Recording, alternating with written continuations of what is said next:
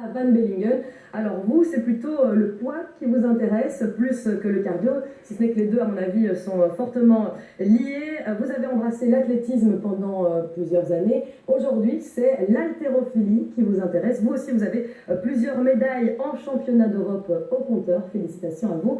Tout de suite, on prend un peu de vent, on hisse les voiles avec l'haltérophile. C'est un sport qu'on connaît vraiment très peu. Alors moi, j'avoue, quand on m'a dit haltérophile, j'ai du mal un peu à situer. Comment ça s'est passé cette rencontre? Donc c'était une question d'athlétisme. Et puis finalement, quand on vous a proposé l'haltérophilie, mais là justement parce que vous aviez un potentiel. Il n'y avait pas seulement ça. Donc effectivement, je pratiquais l'athlétisme à l'époque et on a décidé d'aller voir quelqu'un qui connaissait bien l'haltérophilie pour développer ma technique, etc. Et donc on a rencontré mon coach à l'époque. Et effectivement, tout de suite, il s'est rendu compte qu'il y avait un certain talent physique, ça c'est sûr, que c'était nécessaire. Donc il a commencé à me demander si je voulais pas revenir, si ça m'intéressait pas. Et moi, clairement, j'aimais bien. Et même quand on faisait des entraînements de musculation à l'athlétisme, je demandais toujours si on pouvait pas aller faire un peu d'arraché ou d'épaulé jeté, donc les mouvements.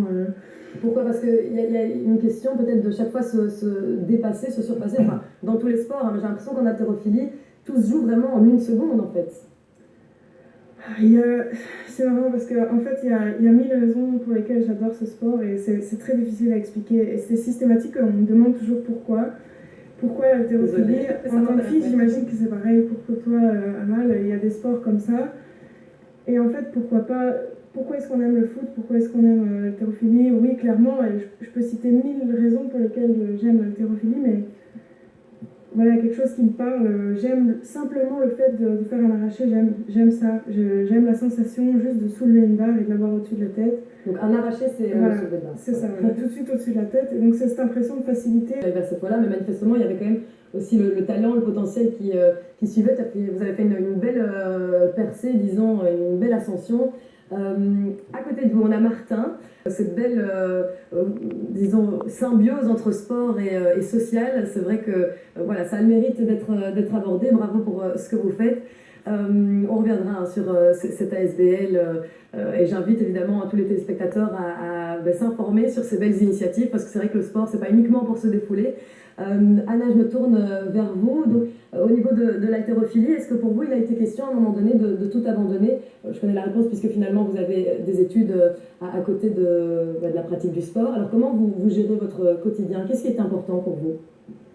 Je pense qu'en fait, il faut calculer, il faut savoir s'organiser. Si on veut tout pouvoir faire, il faut clairement savoir s'organiser. Et c'est clair que pour moi, il n'a jamais été question d'arrêter mes études parce que vivre du sport, c'est bien pendant un temps, mais après, on n'est pas sûr du lendemain, une blessure ou un problème ou perte de motivation, tout simplement, parce que ça, c'est aussi un problème. Quand on se concentre uniquement sur le sport, quand on a un problème de performance, tout de suite, ça se répercute sur l'estime de soi, etc. Et je pense que c'est important d'avoir aussi quelque chose sur le côté pour pouvoir respirer, en fait. Donc justement, vous parlez du fait que ce n'est pas viable le sport. Je pense que ça va être vraiment le dernier grand chapitre de cette émission. Est-ce que finalement, en tant que grand sportif, on peut vivre à Bruxelles, on peut vivre de sa passion? Je vais me tourner d'abord vers Martin, puisque